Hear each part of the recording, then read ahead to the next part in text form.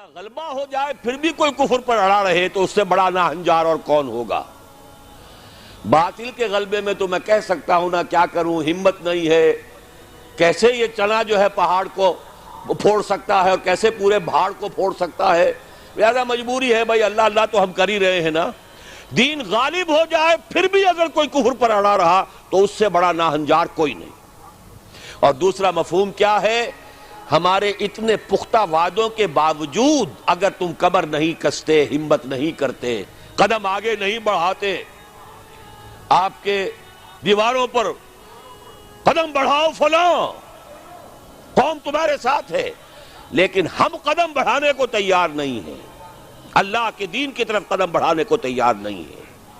اس کے کیا معنی ہے؟ سخت ناشکری ہے اللہ کے ان وعدوں کی، یا تمہیں اللہ کے وعدوں پر اعتماد نہیں۔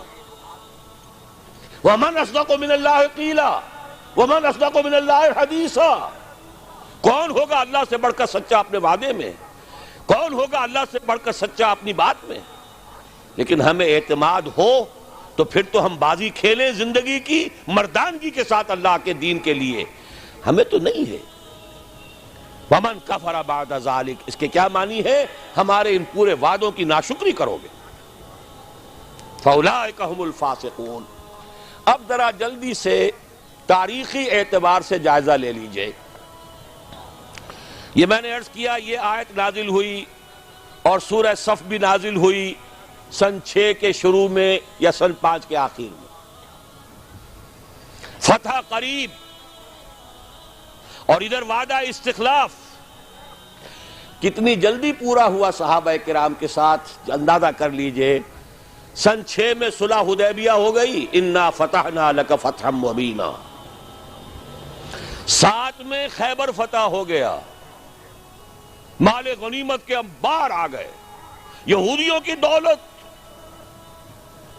آج کی اصطلاح میں ہم کہیں گے سارے دلدر دور ہو گئے، فراوانی ہے۔ اب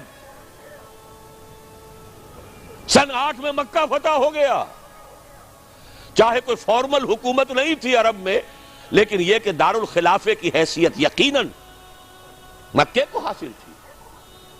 قرآن مجید سے دلیل ہے، فَقَاتِلُوا أَئِمَّةَ الْكُفْرِ، سورہ توبہ میں مکے والوں کے خلاف جنگ کرنے کے لیے آمادہ کرتے ہوئے فرمایا کفر کے اماموں سے لڑو، یہ ہے لیڈر کفر کے۔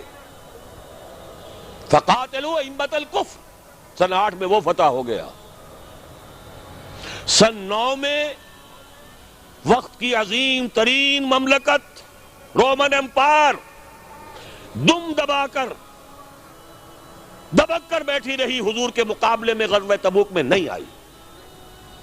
لاکھوں کی فوج لیے ہوئے ہیرکلیس رومن امپرر، لاکھوں کے سٹینڈنگ آرمیز، اور حضور کے ساتھ 30,000 15 دن تبوک میں بیٹھے ہیں، سامنے نہیں آ سکا۔ آس پاس کے سارے قبائل ایمان لے آئے۔